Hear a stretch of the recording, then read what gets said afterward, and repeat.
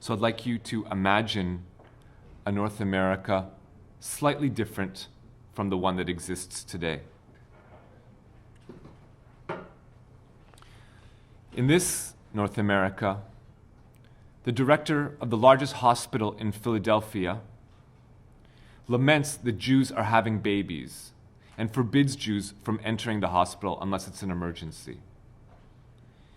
In this America, in Palm Beach County, the pastor at the largest church organizes chief pastors around the country, hundreds of them, to issue a religious edict forbidding Christians from selling or even renting apartments to Jews. City Councilor Philadelphia proposes separate bus lines for Jews because they smell bad and they spread diseases. President of the City Council of Brooklyn kicks Jews out of their apartments in the middle of the winter. Mayor of Charlotte, North Carolina, orders police to round up all the Jews in town, stick them on buses, and drive them straight out of town. Mayor of Sacramento forces all the Jews in town into just one separate sector of the city. Mayor of Los Angeles puts red flags about the town and announces that now the Jews constitute 10% of the population, that the city is at war with them. The chief of the Department of Homeland Security says, why can't Jews accept that America belongs to the white Christian man, and vows that he will make the Jews' lives miserable until they leave. An Attorney General, Eric Holder,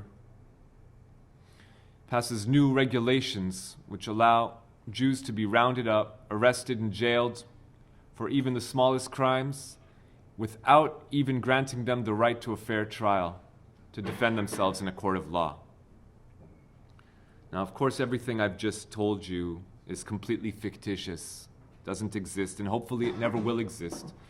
But that is exactly the situation in Israel today, not towards Jews, but towards Africans. So not in Philadelphia, but its sister city of Tel Aviv, the director of the largest hospital, Ichilov Hospital, lamented that Africans were having babies and forbade Africans from entering unless it's an emergency. Not in Palm Beach County, but its sister city of Tzfat, where the chief rabbi organized chief rabbis around the entire country to issue a religious edict forbidding Jews from renting or selling apartments to non-Jews, general, and Africans specifically. Not Philadelphia, but again, sister city of Tel Aviv, where a city councilor proposed separate bus lines for Africans because they smell bad and they spread diseases. And not in Brooklyn, but the sister city of Bnei Brak, where the mayor kick Africans out of their apartments in the middle of the winter. And not Charlotte, but a sister city of Hedera, where the mayor ordered police to round all the Africans up and drive them out of town in the middle of the night. And not Sacramento, but Ashkelon, where the mayor forced Africans to live in only one separate section of the city. And not LA, but in Eilat, sister city, where the mayor put red flags about the town and said that now that Africans are 10% of the population, that the city is at war with them. And not the Department of Homeland Security, but its Israeli equivalent, the Ministry of the Interior, who said, why can't Africans accept that Israel belongs to the white man, and vowed to make their lives miserable until they leave. And not the Attorney General of the US, Eric Holder, but the Attorney General of Israel, Yehuda Weinstein, who instituted practices to arrest and jail Africans for any suspicion of a crime without even giving them the right to a fair trial. And this isn't theoretical, this happens on the daily. To understand how far back you would have to go in American history to reach a similar state of affairs, you would actually have to return to 1850, which is when Congress passed the Fugitive Slave Act, under which any white person just had to accuse a black man or woman of being his or her slave. Police would be required to arrest them on sight, take them down to the South. They had no right to appeal, to take it to a court to defend themselves. And I'll give you an example of how this plays out so you can understand. So let's say you're an African man or woman and you're riding your bike down the street, Tel Aviv. Cop will stop you. Say, is that your bike? You say, of course, that's my bike. Well, can you prove it? What do you mean by that? It's my bike. Well, do you have a receipt for it? Can you prove that you paid for it? No, I bought this bike 8 months ago. I don't carry around receipts from 8 months. Well, I'm sorry, you're under suspicion of stealing this bicycle. You're coming with me to jail. You're off to jail. No appeal. That's the situation. Now, I'm not talking about the Africans that Israel airlifted to the country in the late 80s and 90s. I'm not talking about the Africans that serve in the Israeli army, or the Africans that serve in the Israeli Knesset, or the Africans that win beauty pageants. Okay? I'm not talking about African Jews, or Jewish Africans, or Ethiopian Israelis, as they're often called. Of course, Jewish people of color experience racism in Israel. There's white supremacy there as much as there is here. And there, as here, people with less pigment often feel that they deserve more privileges than people who have more pigment.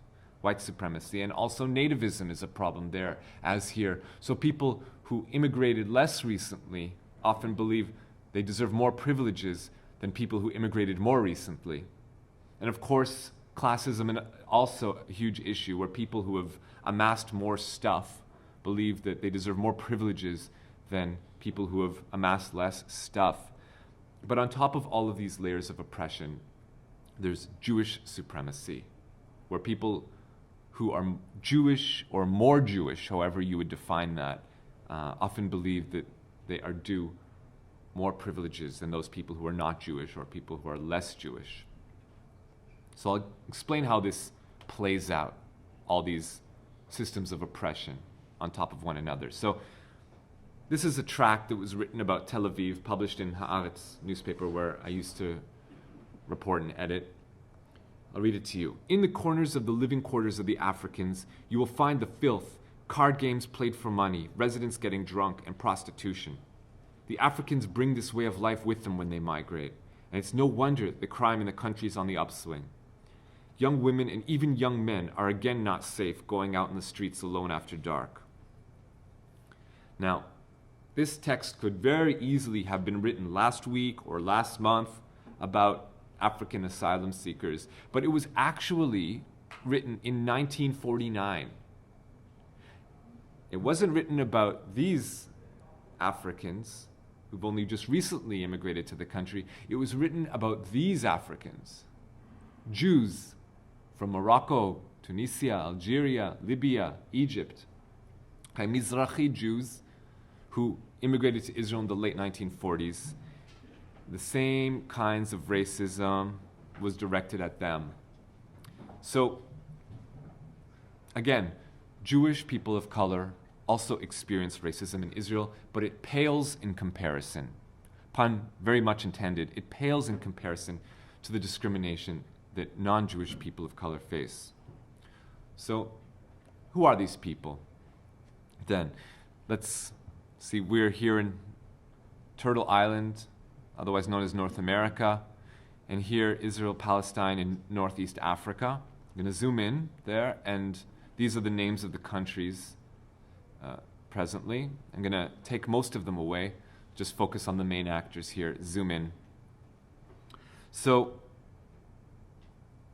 2000s, you have a large stream of Sudanese refugees heading towards Libya, and from there on to Europe. But the European nations who wanted to reduce African immigration, they cut a deal with Gaddafi. They said, if you agree to police your maritime borders and prevent Africans from entering the European continent, then we'll purchase more oil from you. So they struck a deal, and after that, that migration route was cut off.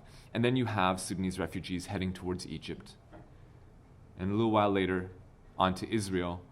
Soon after, Eritrean refugees also began following the same migration route. And so people ask me, well, why wouldn't these refugees just stay in Egypt? What was wrong there? Why did they have to continue on to Israel? Well, New Year's Eve 2006, Sudanese refugees in Egypt demanding their refugee rights, protesting in front of the United Nations offices in Cairo. Egyptian police come in and just beat and shoot and kill dozens of men, women, and children, Sudanese refugees. So at this point, no Sudanese refugee feels safe in Egypt, and that's when you have 2006, the beginning of the flight across the Sinai Desert towards Israel. And that's when you have the following year, in 2007, as I spoke earlier, the mayor of Khadera ordering police to round up all the Africans in town, stick them on a bus, and drop them off in some park the next town over. And remember, at this point, it's just a few dozen families. But even that was too much. And before you say, well, this must be some marginal phenomenon, must be an extremist who did this, we'll recognize that this politician, the mayor of Khadera, openly embraced by Benjamin Netanyahu. They campaigned together in elections, and the following year, 2009, you have Benjamin Netanyahu running for Prime Minister of Israel, winning the election, becoming Prime Minister, and now these policies are brought in to the Prime Minister's office, taken to the national level. And the first thing that Netanyahu does when he's elected to power is he appoints as his interior minister, that pivotal position that has a great deal of power over who enters the country and who isn't allowed entry into the country. And he appoints as his interior minister Eli Yishai, then the leader of the openly Jewish supremacist Shas party. This is where the spiritual leader of the Shas party announces that non-Jews were created by God in order to serve Jews. That's their sole purpose on the planet, according to the spiritual leader of the Shas party. And so this is what informs their policies. Now they've got their hand on the lever, deciding who enters and who doesn't. And so first thing they do is they take away from the United Nations the capacity to determine who's deserving of refugee status and who isn't, and they create their own infrastructure. And they brought in a man to do so, this man here, a man by the name of Joel Moss. And like me, Jewish man, also Canadian, he had for many years worked for the Canadian government in the capacity of determining refugee status. People who immigrated to Canada, going over their case files. And because of his years of experience at this work, and because he, as an Orthodox Jew, he felt affinity for the state of Israel, wanted to contribute, he uprooted himself and moved across the Atlantic, moved to Israel so that he could help create an Israeli infrastructure for dealing with what was the first wave of non-Jewish immigration to the country in its history. And so after he had done this, after the government brought him in and to set up this new asylum seeker infrastructure, this is what he had to say. We, with the United Nations and the US Department of Homeland Security, we trained Israeli officers to the highest international standards. But the system is basically carved out to reject claims. The state is doing just about everything it can to not implement the spirit of the Geneva Convention. Instead of judging claims effectively, it's deterring refugees from coming or staying here. So the Africans themselves say, we are refugees, we've fled political persecution and ethnic cleansing. And I probably don't have to tell you too much about Sudan. It's been enough in the news. You've heard of the genocides that have gone on there, the civil war. But in addition, a large majority of the African refugees in Israel are from Eritrea. You may not know, but just a little primer, it's one of the only countries in the world, if not the only country, that has actually never held an election in its entire history. So you can imagine what the human rights situation is like there. No free press. On the way to Israel, many of these African asylum seekers are kidnapped by human traffickers.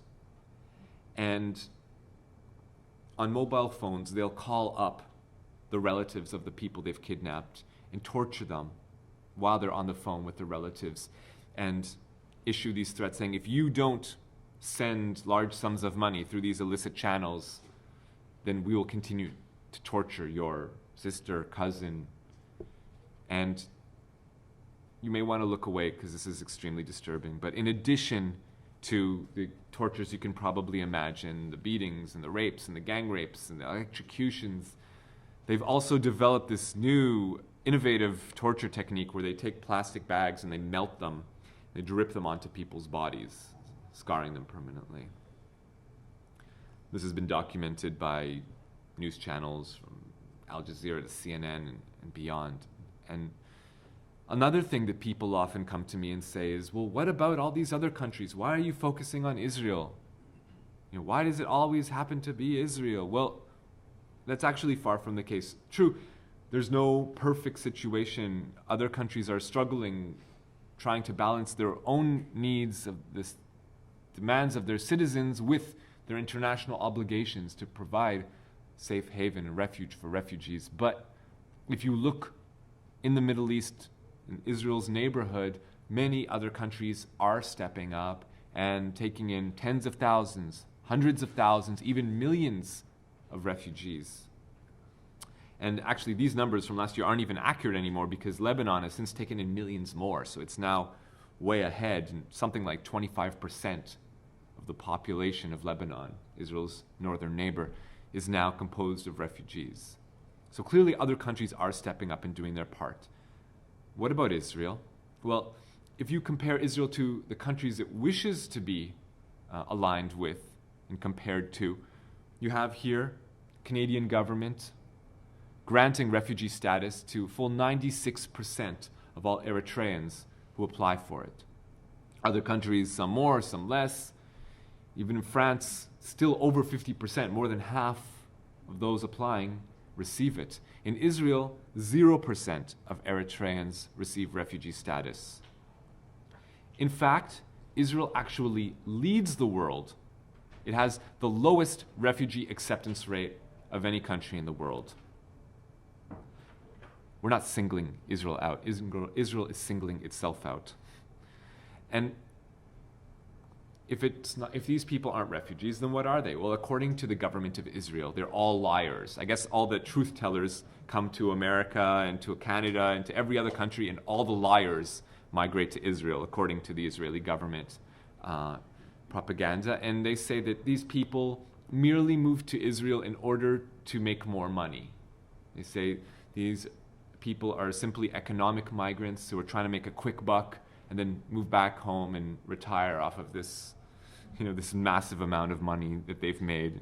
This is the line that the Israeli government is pitching. And so it creates an immigration police, and these officers patrol Tel Aviv and other Israeli cities, and they round people up and kick them out of the center of the country and into jails. And in addition to the police presence, you've then got religious officials joining in on the act. And as I described earlier, first in Tel Aviv, dozens of rabbis, state-funded rabbis, signing these religious edicts, forbidding Jews from selling or even renting apartments to Africans specifically and non-Jews in general. And then this idea just spreads like wildfire. And you have hundreds of chief rabbis throughout the country issuing these edicts, same edicts, forbidding Jews from renting to Africans.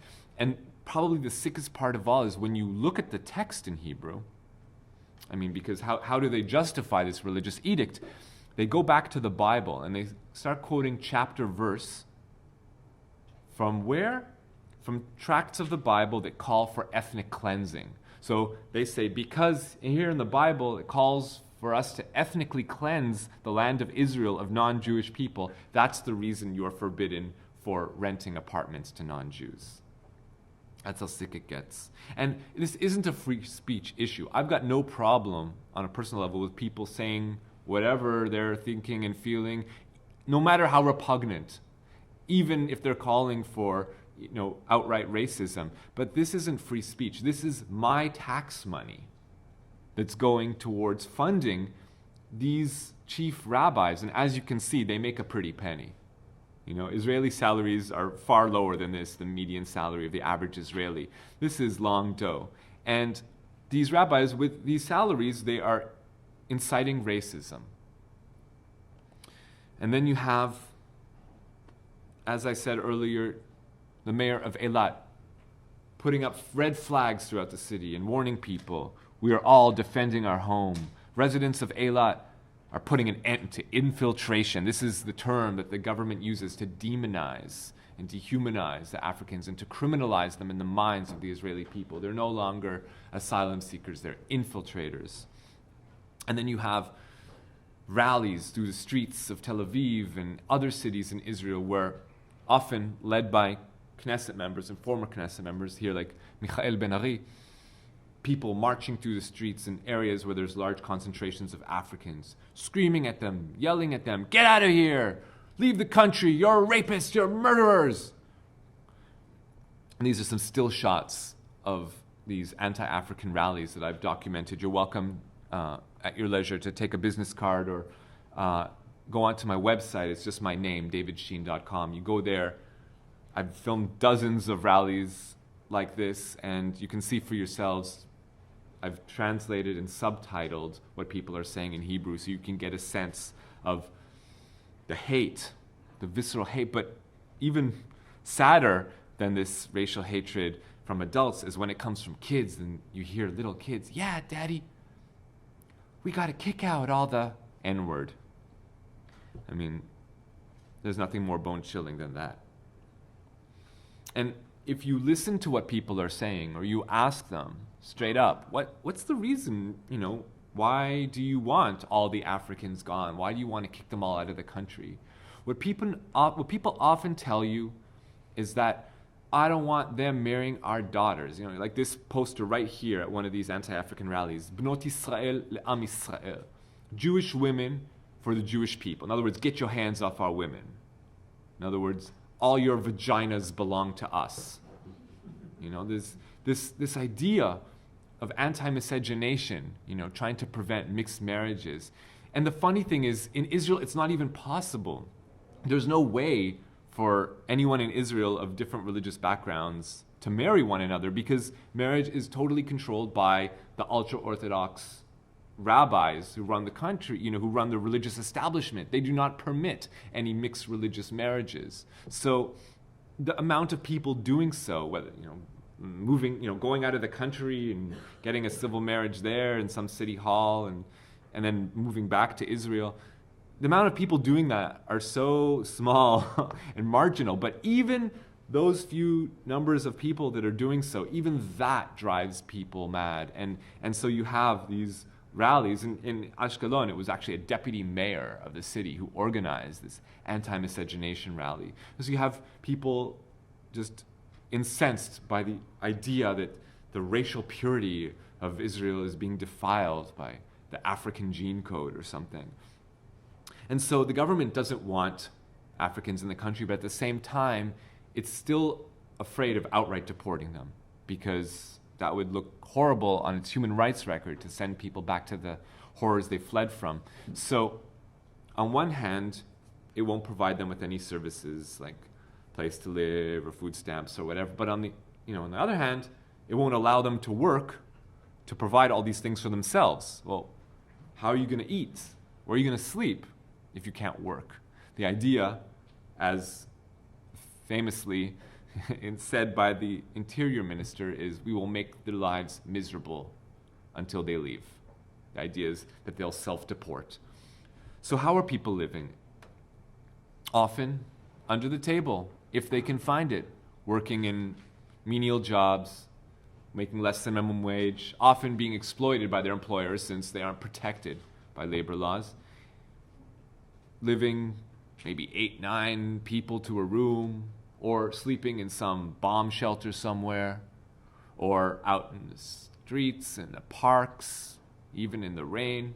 And then on top of the top-down racism you have coming from political and religious officials, and the bottom-up racism you have from street-level grassroots racism, then you have civil society joining in.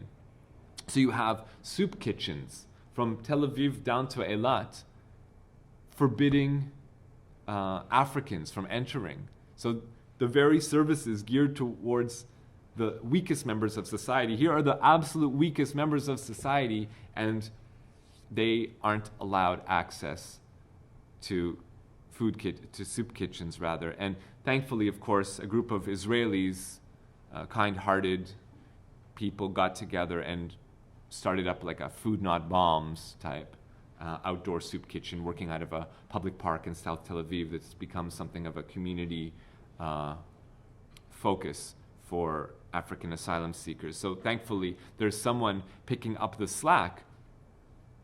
January 2012, that's when the government passes the Anti-Infiltration Law, and it's on the basis of this law that all of the measures, the anti-African legal measures, follow, like the one I described earlier, where Africans can simply be rounded up, taken to jail, merely based on an accusation. And as you can see, it passed very easily, almost unopposed, without any serious opposition to speak of. And I should point out that it wasn't even a new law. It was actually an amendment to an old law from the 1950s, originally legislated to criminalize Palestinians. After the war, 47-48, many people fled their homes, fleeing the fighting, trying to save their lives. Once there was a cessation of violence, coming back to their homes and their communities and their villages and their fields and vineyards, and the Israeli government wanted none of them because it wanted as few as possible non-Jewish people in the country. And so it forbade people from returning, and this is the law that it passed in order to prevent their return, criminalizing them, calling them infiltrators. So this law, used to criminalize Palestinians, then resuscitated decades later now to criminalize Africans fleeing for their lives. Of course, once this happens, I issue a report to United Nations. I was asked by an African NGO in Israel to put together, to document all of this state-sponsored racism, and I did so. And the UN responded by agreeing with my findings and stating that the government must strike down this law that criminalizes Africans, and that it must condemn these statements, these racist statements by political and religious leaders. Of course, the government did no such thing, completely ignored it. And the following month, you have full-scale anti-African violent vigilante attacks. You have Israelis firebombing 6-7 African people's homes in a single night in Tel Aviv. Even an African kindergarten, if you can imagine that. I'm going to come back in a few minutes to the story of the African kindergarten that was firebombed. But first, let's move on. Of course, the next day there were Jewish Israelis who came out in the streets and protested and were incensed by this sick racism and demanded an end to it and protection for the African asylum seekers. But for their troubles, these Israelis who stand in solidarity with Africans are hated even more than the Africans themselves, if that's possible. Completely marginalized. They are a tiny fraction of the population and despised for doing so. And the month that follows, you have every other day an African man is stabbed or shot, or another anti-African rally. And then May 23, 2012, you have full-scale anti-African pogrom in Tel Aviv. Here, this woman designed a personalized t-shirt, tank top saying, Mavet LaSudanim, death to the Sudanese. And of course, again, Michael Ben-Ari comes up to the mic and incites racism and riles people up and gets them going. But he wasn't the only one. There were several members of Knesset from the ruling Likud party who got up there and just drove people over the edge and inciting crazy racism against Africans, including Miri Regev, who called Africans cancer. And hearing this, it just sent people into just over the edge, and you had 1,000 Israelis running rampant through the streets of Tel Aviv, attacking any dark-skinned person they came across, stopping buses. Hey, do you have any African people in here? Get them out. Let's get them. Smashing any vehicle that had African people in it. This woman, they bashed her over the head with a beer bottle and threw her child to the ground. And of course, any cafe or restaurant operated by African people smashed and looted. And so you'd think that after this orgy of violence, that after this outpouring of racism, people would have, taken stock of what had happened and looked at themselves in the mirror and said, how did we come to this point? And, we breathe deeply. We need to reflect and how we can prevent this from happening again. Forget about it. If anything, the racism just redoubled. And in the days that followed, you just have this insane scene of African people marching to the UN offices in Tel Aviv saying, we need protection, help, we're being attacked in the streets. And we're humans, we're not cancer, we're humans. I'm hard-pressed to think of some other situation where people have to assert that they are in fact human beings and not a cancer. And this wasn't a marginal statement. In the days that followed, a poll by the Israel Democracy Institute found that over half of Israeli Jews agreed with that statement that touched off the race riot. That 52% agreed Africans are cancer. And 33%, a third of Israeli Jews, supported the vigilante violent attacks on Africans that night. In the same week that followed the race riot, you have rabbis in Bnei Brak issuing a new religious edict calling Israelis who are in solidarity with Africans a rodef. Now, what does that mean? You may recall in 1995, the Prime Minister of Israel, Yitzhak Rabin, was assassinated. He was assassinated by a Jewish Israeli, right? And he did so because racist rabbis issued a similar edict calling Rabin a rodef, saying he is evil, he deserves to die. If anyone out there assassinates him, there's no punishment for that. You get off scot-free. And so some Israeli Jew went out and killed Rabin on the basis of this religious edict. And so now you have rabbis issuing the same edict of rodef to apply to any Israeli that's in solidarity with African asylum seekers. In the weeks that followed, you had ambassadors from 6 African nations appeal to the foreign ministry, please put a stop to this. Stop inciting racist violence against Africans. We can't walk out in the street. We're not safe. Our wives can't go shopping. We can't leave our homes without being accosted. The deportations begin in the summer of 2012. So the first group to go are the South Sudanese. You may recall that at this point, a new nation is formed. Sudan and South Sudan separate. And the government says, now you've got your own country to go back to, you can leave. You must leave. And people were pleading, please just let us stay a little while longer. It's not safe. But the government, of course, was insistent, and they had to go back, even though, half the people in South Sudan didn't even have access to clean drinking water at this point. And sure enough, within 10 days of the first group of deportees getting back to South Sudan, they started dropping like flies. Kids dying of diseases that easily could have been treated in any Israeli hospital, but now they're back in South Sudan without any kind of infrastructure. They were dying. These kids who, born in Israel, spoke perfect Hebrew, but as far as Israel was concerned, they were foreigners and deserved to be deported. Now remember that African kindergarten that was firebombed I told you about? So by the end of the year, by December, in the same month, Israel deported back to Africa the man who'd opened up this kindergarten, providing a safe space for refugee kids. And in the very same month, they exonerated the man. Well, I shouldn't say exonerated. He got a couple months of community service, but didn't serve a day in jail.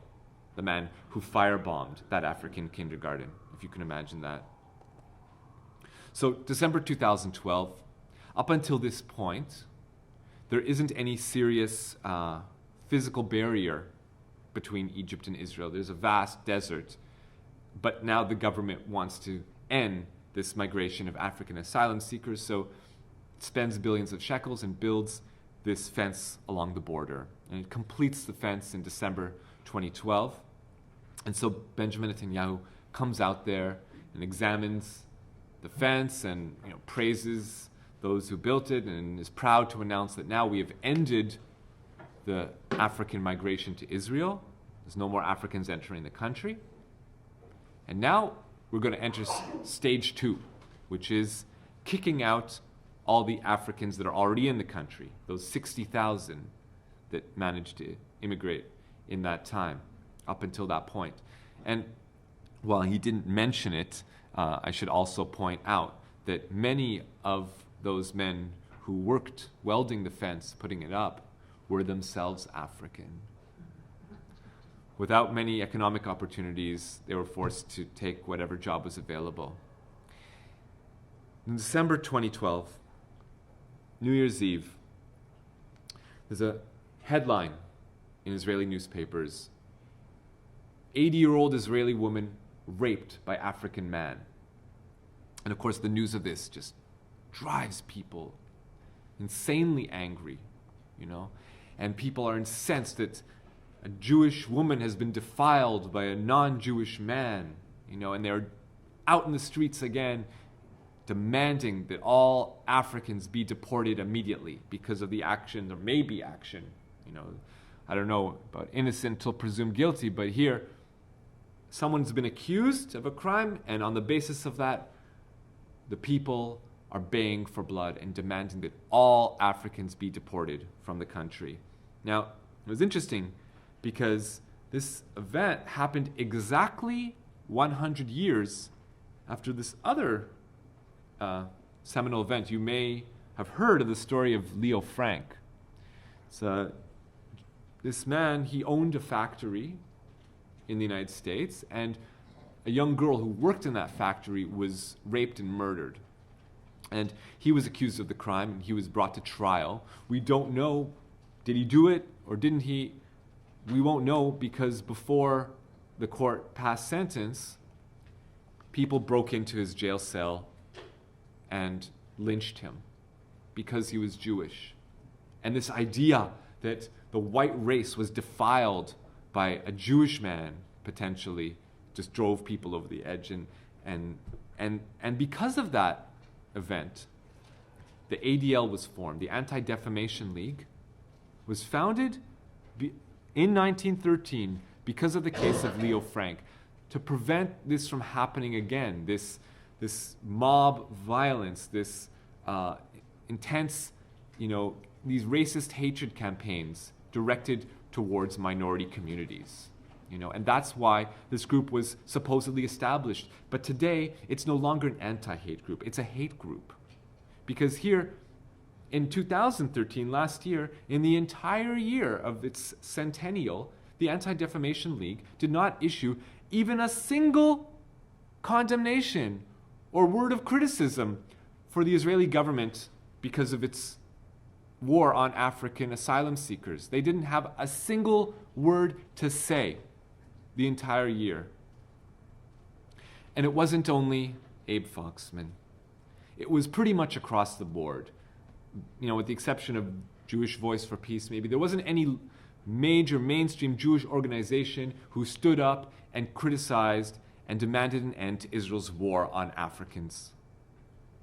And it really stands out in stark contrast to these groups' positions on immigration to America, because consistently Jewish groups are the loudest in their vocal support for immigration reform to this continent, and strong advocates for a leniency towards undocumented Americans.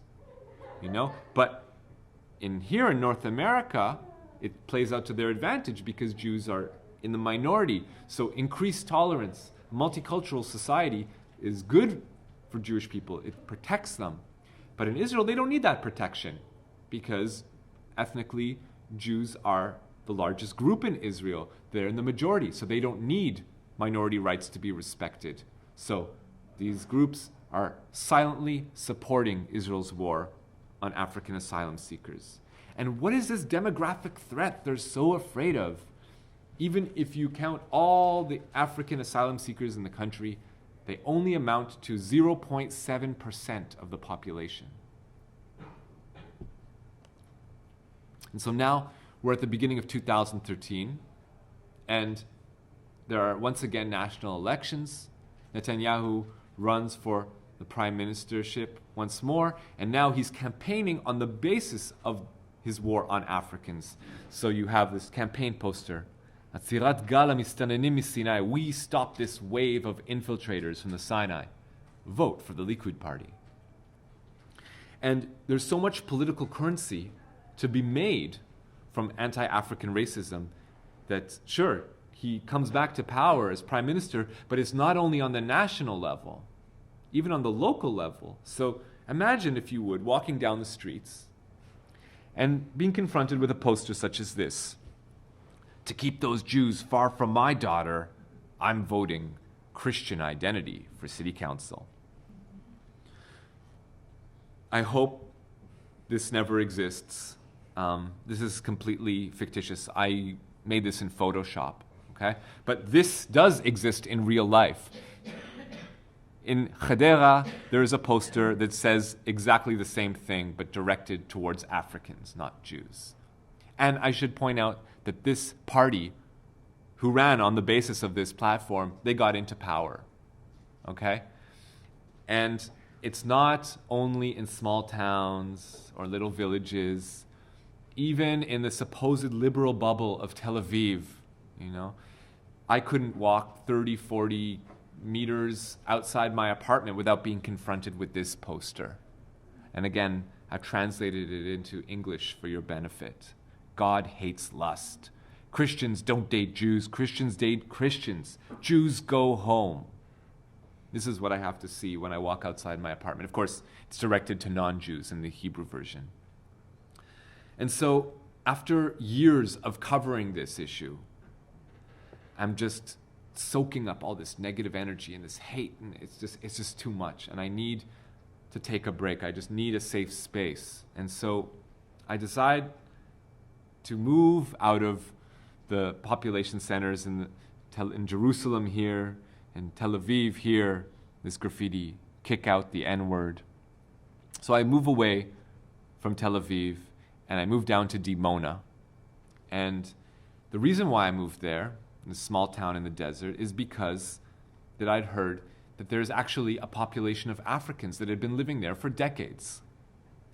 And surely, if they had been there for all this time, Israelis must have gotten used to their presence and gotten over this racist hatred. So I moved down to Dimona. It's actually a group of African Americans who, from Detroit and DC and Chicago, moved out to Israel in the late 60s and 70s. And their story is kind of interesting. They, at the same time as the civil rights era, and you have black people turning to the Black Panthers and some joining the Nation of Islam. And so there were African Americans who also embraced Judaism or the Torah and the Old Testament, and forged a Afrocentric form of Hebraic practice and felt affinity for the land of the Bible, felt that their communal story lines up with the mythology of the Israelites of the Bible, and so saw themselves in that story and wanted to reinvent themselves and move. They were kind of like African Zionists in a way,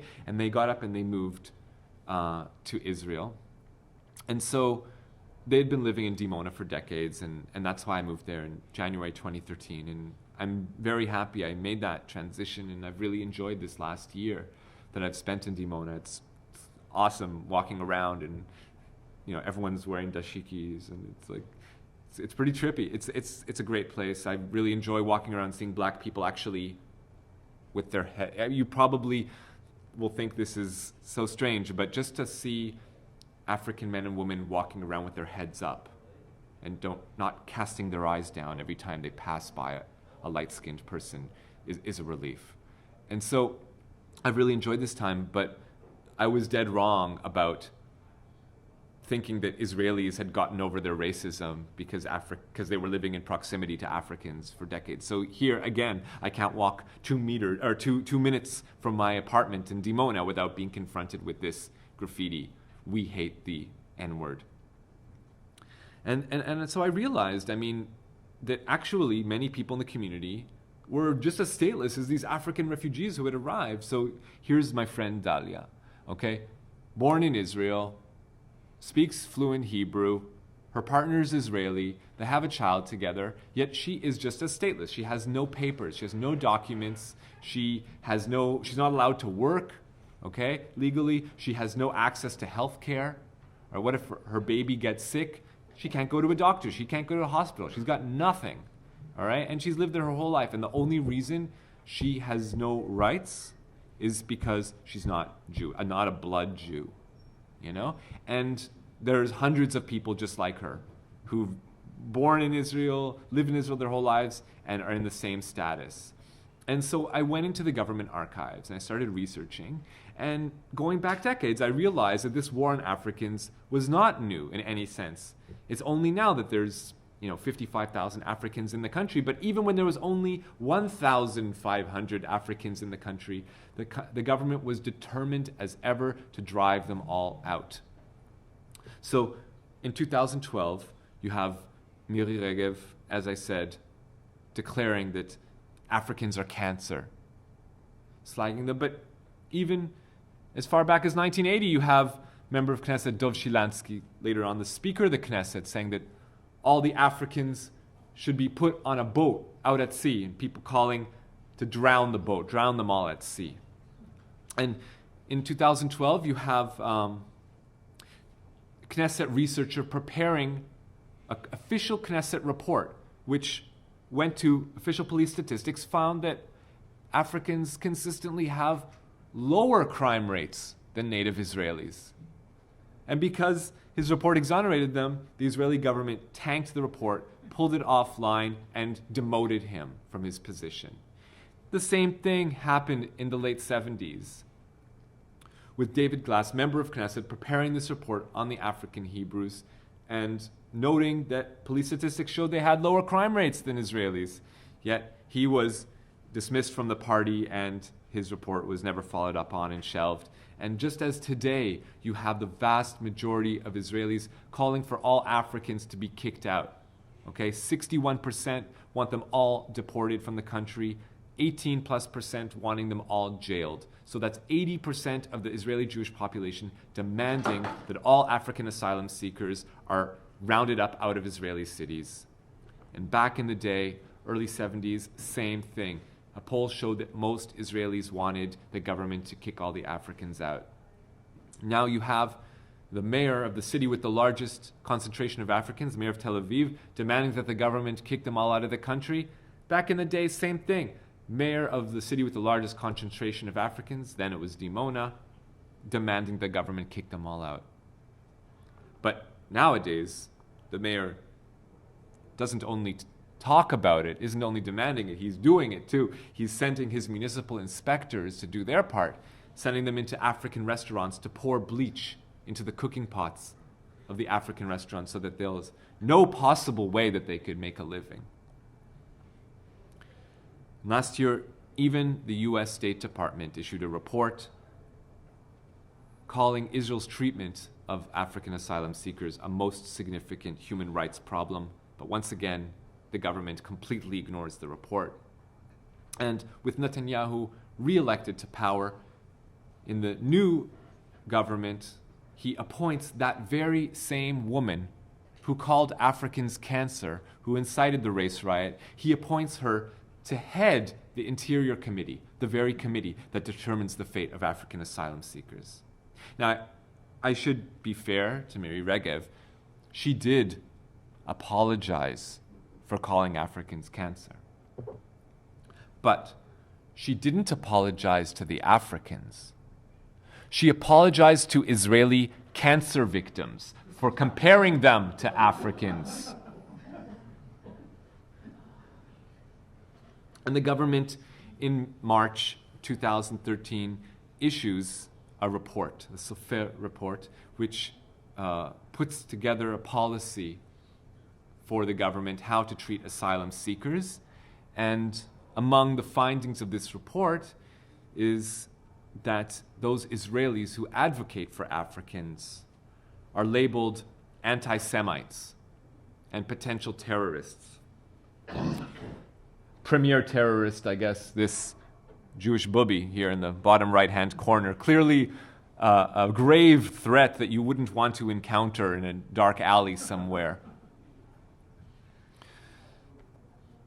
Now, because no one's doing anything, and the Israeli government is passing measure after measure, and there's no objections, seemingly, from the world, from the international community. So it realizes it can do whatever it wants to, and it begins to outright deport African asylum seekers back to the countries they fled from. Now, I don't know if it was fate or coincidence or whether it was intentional, but the day that they began the deportations, July 15th, was exactly 75 years to the day after the Evian Conference.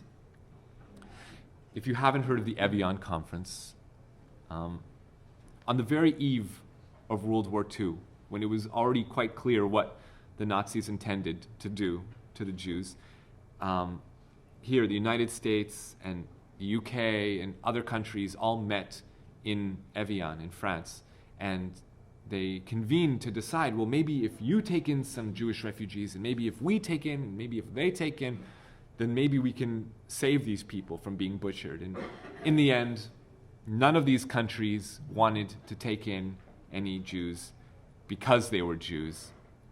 And in the end, on the same day, 75 years later, Israel begins deporting these Africans because they're not Jews. Once Israel does this, then according to the UN representative to Israel, Miki Bavli, he calls that the gravest violation possible of the Refugee Convention that Israel has signed, a crime never before committed. Now, September 2013, a year and 8 months after the government passes the AntiInfiltration Law, the Supreme Court says, this is an egregious violation of human rights. Unanimously, by a decision of 9-0, all Supreme Court justices overruled the law, call it unconstitutional, and demand that the government release all African asylum seekers from Israeli jails within 3 months. Right after that, the Attorney General announces to the police officers, continue arresting Africans, ignore the Supreme Court decision. The government simply initiates a new law, identical to the old law in every way, but even worse than the first. So now, instead of arresting Africans and jailing them for 3 years in order to make their lives miserable, under the new provision, they can be held indefinitely, infinite amount of time, for life, potentially, until they choose to self-deport. And so at this point, African people realize there's nowhere to go. Their backs are up against the wall, and they have only themselves to count on. They can't wait for some Supreme Court to rule in their favor. The government will ignore it in any case. And so people come together, and this is no easy feat, because these Africans are from different countries, and they speak different languages, and they're from different ethnic groups. But amazingly, they did. Here, Tel Aviv City Hall, 25,000, 30,000 people protesting, demanding their refugee rights, trying to appeal to the government and to the Israeli population, saying, we're not asking for much. We're just asking that you follow the letter of the law. You signed on to these international agreements. You co-authored this refugee convention. Abide by it.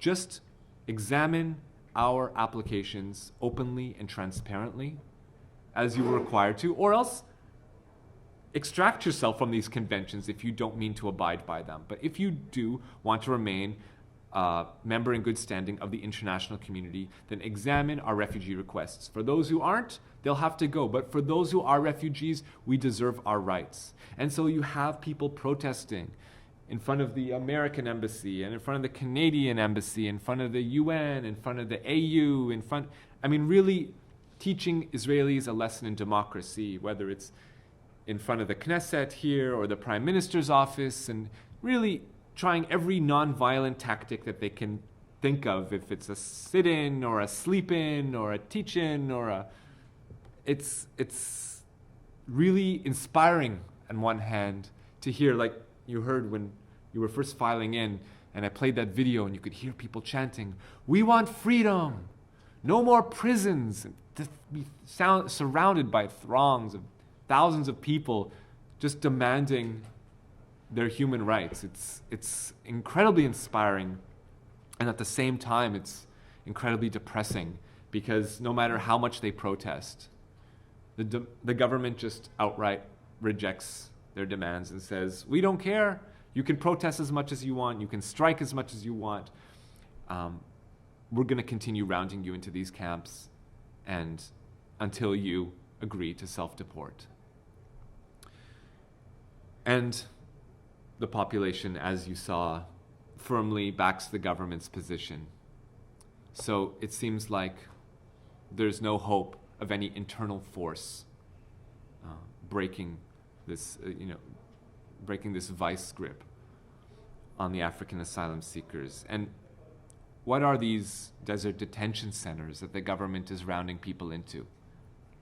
It's funny because at the beginning, Israeli people, like most people in the world, want to have a positive self-image. They want to think of themselves as good people, so they couldn't allow themselves to imagine that this was a horrible place. So the government pitched this to the population as some kind of country club, with recreational facilities and with educational facilities. You wanted to go there. It sounded so good the way they made it sound. Of course, it's horrible, as you can imagine. It's in the middle of the desert, on the border with Egypt. It's surrounded by nothing except a firing range. They've got nowhere to go and nothing to do. They're crammed into these trailers with no heating in the middle of the winter. There's no insulation, nothing. They don't even have hot water half the time. Food, if you can call it that. Often they miss meals. I don't know what this pink goop is supposed to be. It's certainly not food by any stretch of the imagination. No nutritional content, no fruits, no vegetables, nothing. No educational, no recreational. There aren't even medical services there. How negligent can you get? A country that supposedly can send delegations to Haiti and to all these other places in the world where they suffer from natural disasters, it can't even murderers and rapists deserve medical attention. Here they don't even provide medical attention. NGOs like Physicians for Human Rights have to come in on the weekends and open up clinics on the ground outside these detention centers. That's how pathetic it is there. And probably the most insulting aspect of all is this sign that they put up, the Office of Employment. Employment for the society. I couldn't imagine a more Orwellian sign at the entrance to a detention center. This is the only thing they've left for us to be reminded of. Arbeit macht frei, the entrance to Auschwitz. Now, are you offended that I would make such a comparison, that I would dare compare these detention centers to concentration camps? Well, you damn well should be offended, and you should direct your anger and your rage to the Israeli government, who isn't even embarrassed to use these words. They know no one's looking, they know no one cares, so even in that official government report that I described earlier, released in March 2013, look it up yourself, it's online, in the Hebrew, I've translated it here for your benefit. It calls for the concentration of Africans. Open up any Hebrew English dictionary in the world, and you will find that the word rikuz is translated as concentration, and a machane rikuz is a concentration camp. Okay? Now don't get it twisted. I didn't say death camp. I don't think there's any firing squads or crematoria or gas chambers or anything like that. Nothing like that. But it is a concentration camp. Okay? A concentration camp is a place where people are forced to live under harsh conditions because of their political opinions or because of their ethnic affiliation. And that's what's happening to these Africans because they're non-white, non-Jews, and no other reason. Concentration camps existed long before Nazi Germany. United States opened up and rounded Cherokee Indians into concentration camps as far back as the 1830s, and many nations since then. And after World War II, many countries opened up concentration camps. Sadly, many countries have done this well before and well after World War II.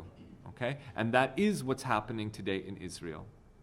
Even the president of Eritrea, this despicable man who's responsible for thousands of his own countrymen fleeing every month, even he is called these detention centers, concentration camps. And frankly, he's not the only president to do so, because this man, Reuven Rivlin, member of Knesset, former speaker of the Knesset, and currently the leading candidate to be the next president of Israel, publicly called these detention centers concentration camps.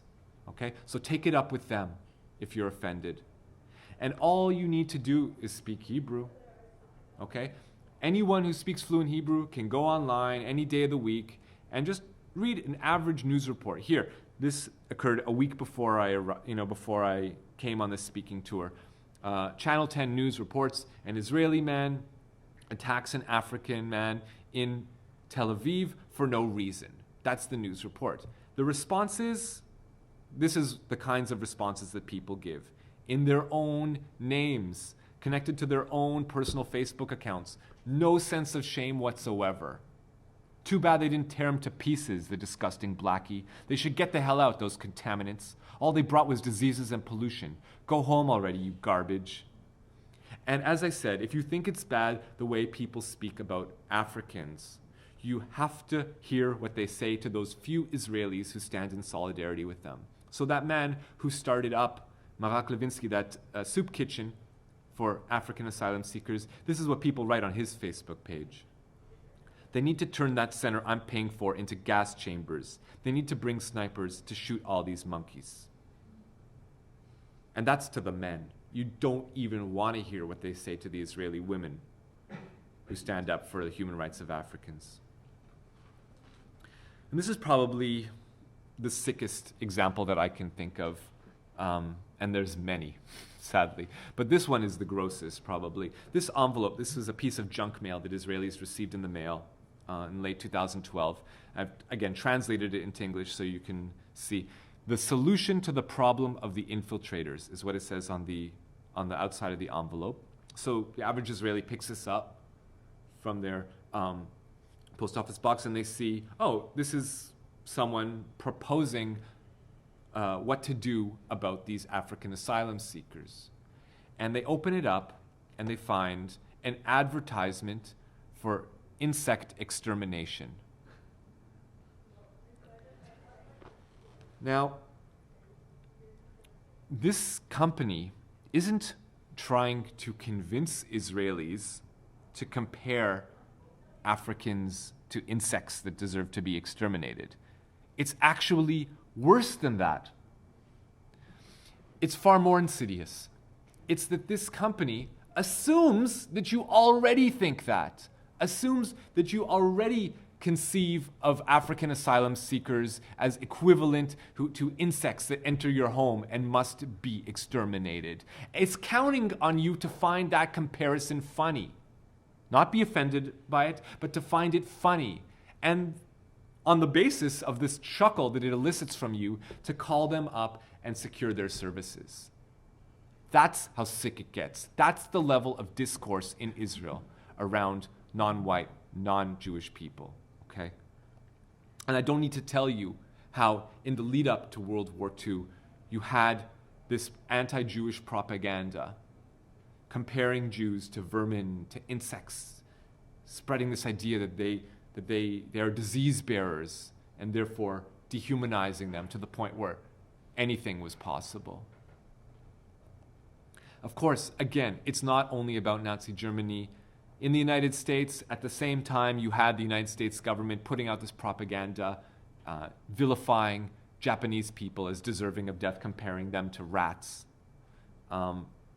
But that's the level of hate, saying these people are deserving of being murdered. And why is it that when journalist Max Blumenthal puts out his book Goliath, just a few months ago. And he describes these scenes taking place in Israel, and he calls the chapter titles the concentration camp to describe the detention centers, and calling the anti-African riot, calling it the night of the broken glass, evoking Kristallnacht on the eve of the Holocaust. So why is it that when he makes these comparisons, that American Jewish intellectuals are vociferous in their attack on Max? How dare he make this comparison? Yet these so-called intellectuals have not one word of criticism about the actual events described in the book. They've got nothing to say about the government's war on Africans. January 2014, African family standing in downtown Tel Aviv, woman holding her child, her 1-year-old baby in her arms. An Israeli man walks up and stabs the baby in the head 3 times. Of course, within minutes, the police were quickly issuing press reports. No, this was not related to racism in any way. This man was just crazy and, drunk and... Please. Of course, it was a white man who perpetrated the crime and a black victim, so of course there was no racism involved. Oh, he must have been crazy. Where have I heard that one before? Well, in the weeks that followed, sure enough, this man's confessions were released to the media, and then we saw for ourselves what he had to say. Why did you attack this baby? I tried to kill her because I hate them. They're black. A black baby. Blacks in general are terrorists. Did the daughter of a whore die? Now, I don't mean for a second to suggest that this is across the board, that all Israelis can be compared to this man. Clearly, anyone who stabs a 1-year-old baby is psychotic and can't be compared to, the masses. But why did he stab a black baby? Because for months and for years, the Israeli government has been inciting racial hatred towards Africans.